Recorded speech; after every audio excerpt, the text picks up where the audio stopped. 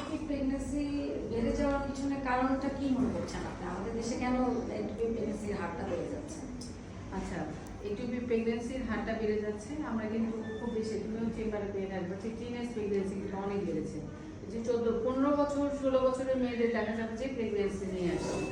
তো আমাদের কিন্তু ফ্রি মিক্সিংটা কিন্তু এই জেনারেশনটাতে কিন্তু ফ্রি মিক্সিং অনেক বেড়েছে, আনসেফ সেক্স বেড়ে গিয়েছে। হ্যাঁ, তারা আসলে বুঝতেই পারছে না যে তারা প্রেগনেন্ট হয়ে যাচ্ছে, সেটা একটা ব্যাপার। আর দ্বিতীয় হচ্ছে আমরা অনেক দেখছি যে পেশেন্টদের হঠাৎ করে জিজ্ঞেস করলাম, যে তুমিও জিজ্ঞেস করে দেখবা যে পেশেন্টকে যে আপনার বাচ্চা না হওয়ার জন্য কি করেন। তো পেশেন্ট বলে ম্যাডাম আমি ইমার্জেন্সি পিল খেয়েছি, তাও বাচ্চা চলে আসছে। ইমার্জেন্সি পিল খাওয়ার কিন্তু একটা নির্দিষ্ট টাইম আছে, সেটা একটা ব্যাপার। আর দ্বিতীয় হচ্ছে আমরা কিন্তু বলেই দিই যে আপনি মাসে কয়বার ইমার্জেন্সি পিল খেতে পারবেন। মাসে একবারের বেশি কিন্তু আসলে ইমার্জেন্সি পিল খেয়ে এই প্রোটেকশনটা তার হয় না। দেখা যায় টিউবের গতি প্রকৃতি কমিয়ে দিয়ে ওই টিউবের মধ্যেই বাচ্চা চলে আসে। আর সবচেয়ে বড় কারণ যেটা আমরা বলে থাকি সেটা হচ্ছে যে sexually transmitted disease, chlamydia infection এত বেশি বেড়ে গিয়েছে যে ক্ল্যামাইডিয়া কিন্তু সাইলেন্ট কিলার বলা হয়ে থাকে।